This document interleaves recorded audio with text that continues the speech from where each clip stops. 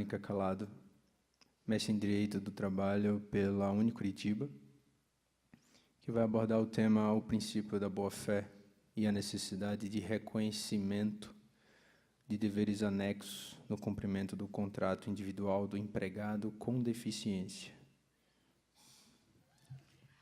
Olá, boa tarde a todos, boa tarde a todas. É um imenso prazer estar aqui conversando com vocês nessa oportunidade. E já gostaria de parabenizar os acadêmicos. Acaba que a exposição de todos eles foi brilhante, gerando assim uma expectativa de que agora os profissionais venham a superar. Muito obrigada por isso. O trabalho de vocês certamente enriquece toda a pesquisa que se faz em direito do trabalho, mas confesso que fico um pouco nervosa, porque o trabalho deles estava excelente e espero estar à altura deles.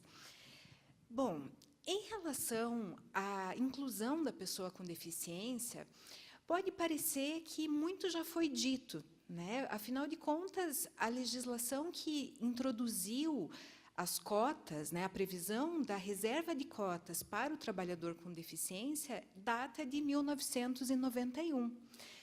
Então, poderia dizer-se, mas será que ainda existe atualidade no tema? E os dados do IBGE não deixam dúvida a respeito de que, sim, nós precisamos rediscutir a questão da inclusão de pessoas com deficiência. Em que sentido? O que se vê é que 1/4 da população brasileira, atualmente, possui algum tipo de limitação definitiva ou temporária que, em interação com os obstáculos, sejam eles arquitetônicos, urbanísticos e até mesmo comportamentais, caso da discriminação, que é uma triste realidade, né, nós não podemos ignorar, fazem com que elas sejam, a partir do critério biopsicossocial, que foi incorporado ao nosso ordenamento jurídico pela Convenção Internacional dos Direitos da Pessoa com Deficiência, firmada pela ONU e internalizada como uma convenção que ingressou com status de emenda à Constituição. Nós temos essa perspectiva, então, de que essas pessoas devem ingressar ao mercado de trabalho, recebem uma proteção específica. Atualmente, qualquer empresa que possua mais de 100 empregados fica obrigada, por força do artigo 91 da Lei 8.213, a contratar um percentual que varia de 2% a 5% de empregados com deficiência. Muito bem, qual é o problema que se vê em relação a isso? Apesar da legislação, apesar de recentemente esses critérios terem sido reforçados pelo Estatuto da Pessoa com Deficiência, o que se vê é que as ações afirmativas que visam incorporar essa mão de obra encontram dificuldades em que sentido? Da ausência de qualificação dos profissionais com deficiência. Essa é uma reclamação que vários empresários acabam trazendo, inclusive, ao judiciário, e ainda uma certa política assistencialista em relação às pessoas com deficiência. Discute-se, no âmbito doutrinário, inclusive, a questão dos benefícios previdenciários que acabam impondo como renda, né, um percentual de renda per capita de 1/4 de salário mínimo para as pessoas com deficiência poderem ter acesso aos benefícios. Então, a linha ela é bastante baixa, no sentido de que a pessoa acaba preferindo não ingressar no mercado de trabalho e ter aquele benefício previdenciário assegurado, do que se arriscar no mercado e eventualmente, ter a perda daquela renda possível pelo trabalho, por conta de discriminação, por falta de acessibilidade. Enfim, várias questões contribuem para que haja essa não inclusão. A minha proposta nesse trabalho, que surge muito da pesquisa feita durante o meu mestrado, que teve como tema a inclusão da mulher com deficiência, vem no sentido de tentar fazer uma ligação entre o princípio da boa-fé e a abertura do sistema, né, que ele acaba, como uma cláusula geral, impondo, e a necessidade de uma releitura desse cumprimento do artigo 91 da Lei 8.213. Então, qual é a ideia que eu trago nesse artigo? Basicamente, a de que não basta você assegurar cotas se todo o entorno desse trabalhador é, de alguma forma, hostil à inclusão. Portanto, se eu tenho um trabalhador com deficiência que não consegue, muitas vezes, sequer chegar ao ambiente de trabalho, porque o transporte público não é favorável, nós temos ruas que, até para pessoas que não têm limitação, apresentam certas dificuldades, ou ainda a questão da discriminação, a questão de falta de acesso às instituições, poderia, talvez, ser minimizada se o princípio da boa-fé acabasse impondo a esse cumprimento das cotas deveres anexos. O que eu quero dizer com isso? O trabalhador, ele não precisa que o legislador acabe se preocupando só com a reserva de cotas, mas sim a maneira ótima de cumprimento dessa cota.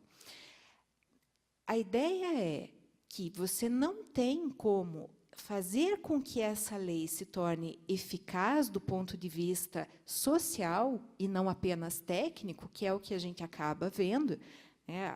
E os dados deixam isso com uma clareza solar. Ninguém duvida de que tudo isso é documentado, não é algo que nós poderíamos trazer para uma linguagem contemporânea, não é mimimi, né?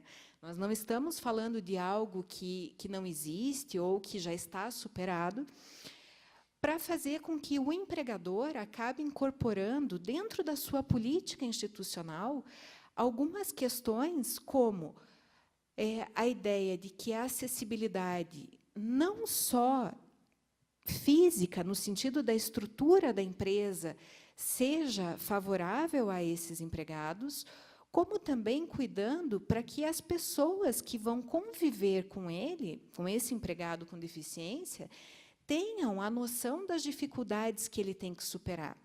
Porque se esse obstáculo comportamental que vem da nossa parte, não é só uma questão de cumprimento da lei, mas sim a ideia de efetivação da igualdade sob o viés material e não apenas formal, que faz com que todos nós estivéssemos obrigados a cumprir esses deveres laterais. Portanto, nós tiramos essa perspectiva de que a deficiência reside na pessoa que tem alguma limitação, para incorporar a ideia de que deficientes somos nós, quando, olhando esses obstáculos, seja no ambiente laboral, seja no ambiente social como um todo, simplesmente nos silenciamos em relação a isso e deixamos com que tantas pessoas, reforço que nós estamos falando de 1/4 da população brasileira, fique marginalizada, fique totalmente desamparada, em que pese haja uma proteção formal, como no caso já foi dito, a instituição de cotas, né, tanto no setor público quanto no privado, e, com isso, nós possamos, efetivamente, dar vazão aos objetivos que estão lá esculpidos no artigo 3º da Constituição.